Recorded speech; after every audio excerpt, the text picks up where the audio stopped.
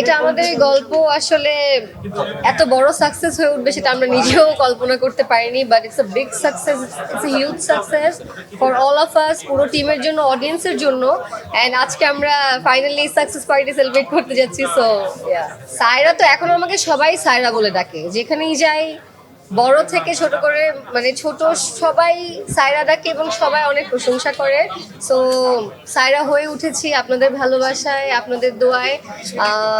Saira successful, Saira যেটা চেয়েছি।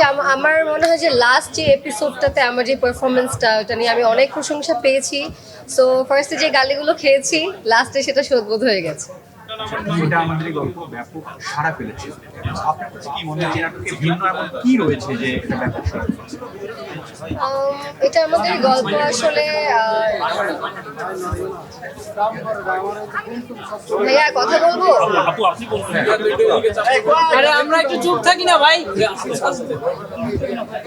এই কিপ সাইলেন্ট।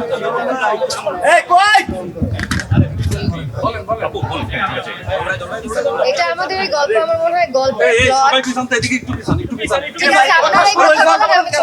ভাই আপনারা কি চুপ করবেন?